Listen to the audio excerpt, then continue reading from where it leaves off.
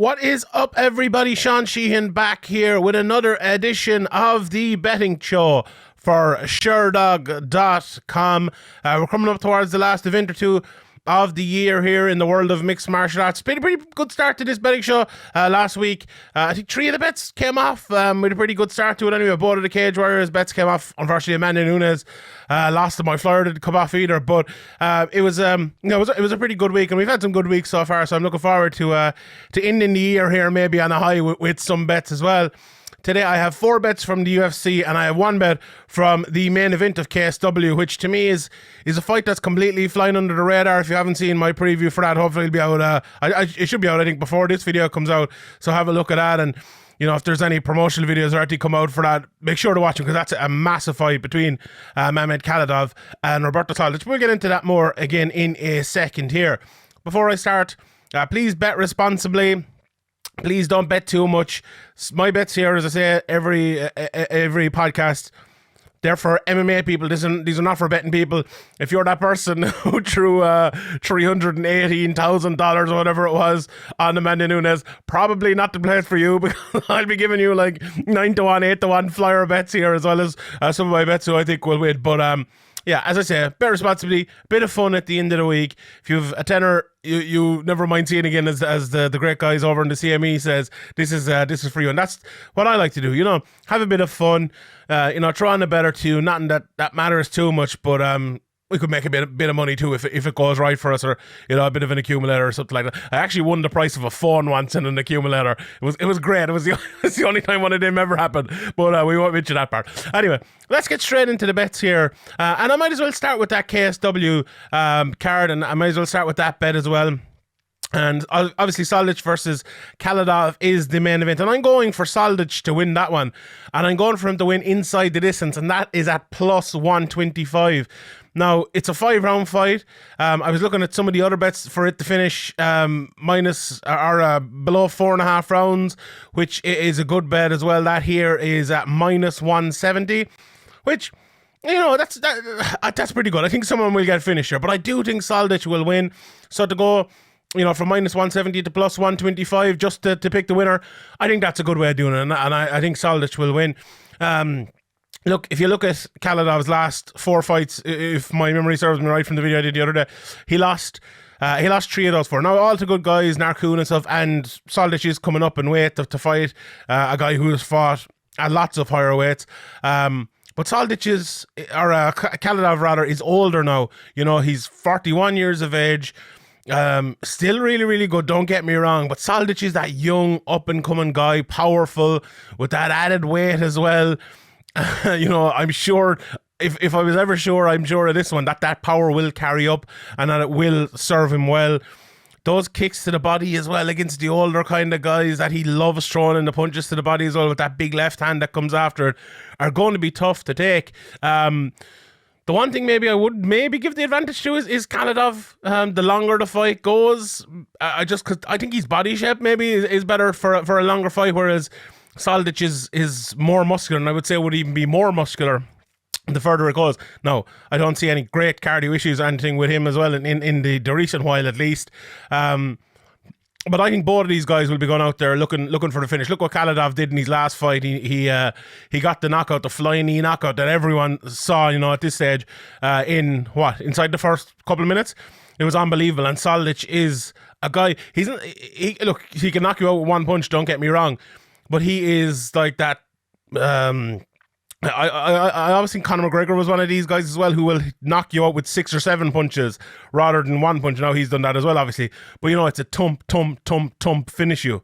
And those sort of fighters, you know, they're absolutely, you know, Max Holloway is one of those fighters as well, and Jose Aldo is one of those fighters, and now it also helps him win a decision, but it helps him get finishes as well sometimes that they're bringing out you. And when someone say like a Poirier or an Oliveira as well, the power adds up and it gets to the finish, and I think that's what Soldic is, and that's why I've gone for him, really. I just think that power will add up over 5 rounds. The younger man against the older man, I think he will do it, and I think Soldic inside the distance plus 125 is a good bet. To win the fight straight up, I might as well give you a couple of these bets. He's minus 260 just to win, so he's a big favourite in this one.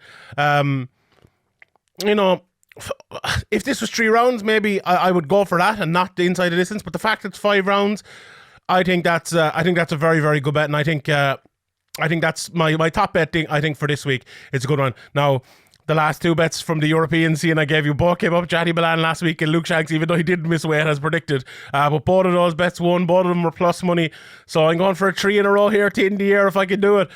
I think it's pretty good. So yeah, Roberto Soldic inside the distance plus 125 on that one.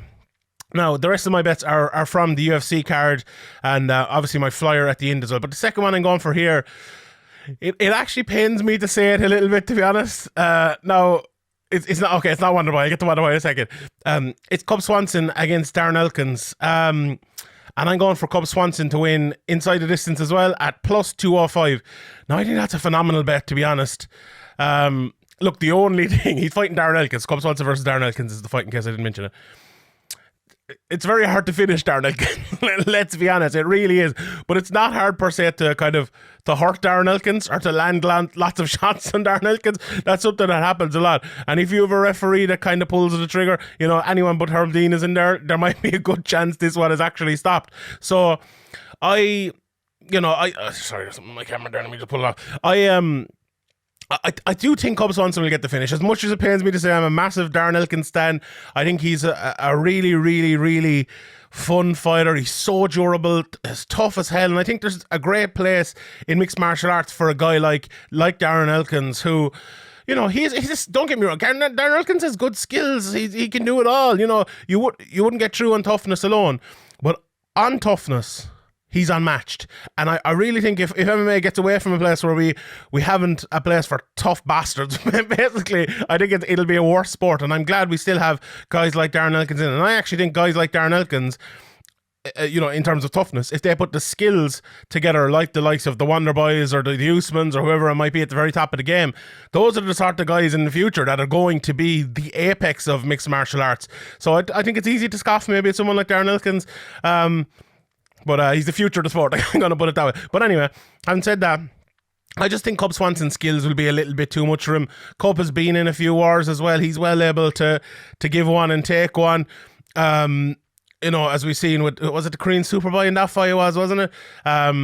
I just think Cub will land a lot of shots. He will hurt Darren Elkins early. I think Cub has the ability to submit him as well. Now, Cub has been submitted, I think, all bar one maybe of Cub's losses by finish have been by submission. He's been submitted a good few times.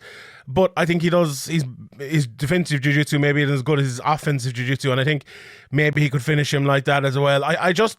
I think Cub is maybe like a little bit of a step too far for Elkins at the moment. Like, no, we saw Elkins beat Mirsad Bektic. We saw him beat other really, really good people on the way up. But I feel that at this stage, Darren Elkins doesn't have it in him every time. I feel like he has the mad comeback and the Drederick Tatum, Homer Simpson sort of thing in him maybe once every 3 fights, where he had it in him 2 out of 3 fights, I think, before, or maybe 3 out of 3 fights. And that's kind of the reason as well why I'm gone for Cub. I just think that, put with the extra skill set of Cub Swanson, will get him the win here. Inside the distance, plus 205, honestly, I think that's a brilliant price. And, to triple your money at that price for that outcome, I think is pretty good. Right, the next one I'm going for here, I'm going for another European guy, and I'm going for another KSW guy even. I'm going for Mateusz Gamrot at minus 190 here. I think Gamrot's really come into his own. He's fighting Diego Carlos Ferreira. If I'm not mistaken, I don't have it up in front of me. I don't want to ruin this video by pulling up the Chrome on my stupid computer. But I think he's 19-1, something like that, only 1 loss. And when he came in, it's a thing with KSW people. The same thing happened with Ariana Lipski. They come into the UFC and they're kind of have a slow start, if that makes sense. I don't know why. It's happened to a few different people now. And Gamrot was one of them, but now he's coming into his own. And he had some 2 devastating wins, I think, in a row in his last couple. And this guy is the real deal. I'm telling you. Carlos Ferreira is a really good, well-rounded fighter. I'd fancy him to beat most people in that division. Really, really good fighter. But I think Gamrot is a contender. I think he wins 1 more, maybe wins 2 more, and he's going to be right up there towards the very top because he is that good. And I think you won't be able to deny him for very long, to be honest. And that's how good I think he is. And that's why I've gone for minus 190. No, I usually don't go for bets, you know, the 2-1 favourite almost. But when it is someone like this, who I really, really fancy, who I think is really, really good, maybe throw it into an accumulator or someone like that, I will go for him. His wrestling, jiu-jitsu is very, very good. His striking is very good. He hits so hard. I think he'll want to keep it off the floor here and want to make it... He wants to make it one of those fights where it's kind of him leading the dance on the feet and landing his big shots and not letting Ferreira kind of run that and take it to where he wants to maybe get it to the ground and look for a submission. I think Gamrot will be the one running this fight, trying to run this fight, and I think he will succeed in doing that. I was looking at inside the distance as well for him. I don't know, the under is plus 120. Not the biggest fan of that. Gamrot by TKO is around plus 300. But I think it could go to. I think this one could go to a decision. Gamrot plus 200. I would just leave it for him to win straight up. I think there's too many integers to this one. I think there's a lot of different ways he could win this. So I'm just going for him straight up minus 190. Right, the next bet I'm going for here. So I've given you Soldic, Swanson, and Gamrot. My fourth bet before my flyer comes, I'm going for the main event, and I'm just going for Chris Daukaus straight up. He is minus 139 at the moment against Derrick Lewis, and it's, you know, this is pretty much almost a pick 'em fight with the bookies. In some places he's even a little bit lower. Derrick Lewis is about the plus 110, plus 100 even I see here in some places. So very, very close here on the betting for this one. My question is about Derrick Lewis. I think Daukaus is a good fighter, a good solid fighter. Obviously, we know about his wrestling is very good. He's strong. He looked a different level, I think, in his last fight. You know, a lot of people. I heard someone talking about. I can't remember. I think it might have been my guy Spitzer Kite, even, and he was expected. Or no, it wasn't him. It was someone else, I think. But they're expected the other brother to be better, and now he's turning out to be the better brother, I think.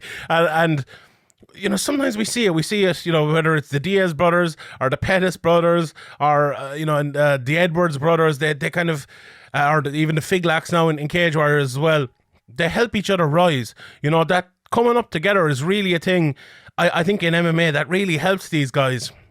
And I think Chris Daukaus has been a big beneficiary of, you know, training with his brother and, having that same dream, I suppose, as someone else. In the heavyweight division, I suppose it's a little bit easier to achieve that because there's a smaller roster, although his brother's in middleweight, so maybe not. Maybe that's a bad point there because that's a pretty low division. So, but you get what I'm saying. He was able to climb up those ranks pretty quickly. And when you fight Derrick Lewis, You're fighting for contendership. You know, every fight you fight against Derrick Lewis, if you beat him, you are in line for a title. You might be next, but you might be the one after that. You know, is it going to be John Jones? If it's not, who's it going to be? Is it going to be Stipe? You know, with Stipe, it's very hard to get Stipe to fight sometimes. Who's next? You know, usually answer that question is Derrick Lewis is next, you know? But if Chris Daukaus can win this fight, he will be the guy. And conversely, for Derrick Lewis, this is a big fight for him to remain that guy, to remain in that position. And if he doesn't win it, he's kind of away from that position. I think a big question always with Derrick Lewis as well is what Derrick is going to show up. Is he going to be in the right shape? Is he going to be in the right mindset? And that's a big question. And I think if he's not, Chris Daukaus is going to take him down early and he's going to win this fight. And I think that's what's going to happen. And that's why I've gone for Daukaus minus 139. Like, I think if Daukaus gives Lewis a reason kind of to lose, and I don't mean it that way, and he's not going to give up, he's not going to just tap to nothing. Lewis will stay there till the very end and try to knock him out till the very end. But Lewis is the type of guy as well who can get taken down and lose heart a little bit, if you know what I mean. But if he gives him that reason and makes him lose heart and beats that fight out of him, I think it's a winnable fight for Chris Daukaus. Has to be careful throughout it, don't get me wrong, and that needs to be careful is why this line is so close, I would suggest. But yeah, minus 139. Look, maybe I'm wrong. Maybe I'm overestimating Chris Daukaus a little bit and underestimating Derrick Lewis, as I have throughout his whole career, and I won't deny that. People could go back through my my myriad of podcasts and probably pull out clips to prove that. But yeah, I'm going for Daukaus here in the main event to win straight up minus 139. Right, so I've come to my flyer. And I've maybe picked with the heart here a little bit over the head. Anyone who knows me, I like when I came up through MMA, watching MMA, I was more a fan of the sport. You know, some people get in, whether it's with, you know, Tyson Gracie back in the day, or Chuck Liddell, or Conor McGregor, or Brock Lesnar, or Amanda Nunes, or Ronda Rousey, and you come in as like a fan of a person. When I started watching MMA, you know, when I was 18 years of age, just coming out of college, I just became a fan of the sport, and I came in kind of through tough, and I liked all the fighters. I never really had someone who I kind of gravitated to, and then obviously coming over to media, you lay all of that to the side. But Wonderboy was one of those guys that I always kind of gravitated to. I love his style. I'm a big fan of the way he fights, and him as a guy, I think he's a lovely lad. So I'm a little bit biased towards Wonderboy. I'll admit that before I started. Anyone who's been, you know, following me online or anything probably knows that. But I do try to pick down the middle as well. Don't get me wrong. I'm a big fan of Belal Muhammed as well. I think he's a really funny guy. I think he's a good fighter, a good tough guy, and it's not an easy win for anyone. Do not get me wrong. Belal is plus 195 here, plus 200 in some places. Wonderboy around the minus 235.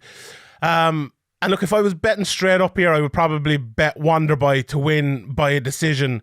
And that is, let me just have a look here. Wonderboy to win by decision is minus 105. And I can't give you that. I can't give you a minus 105 bet.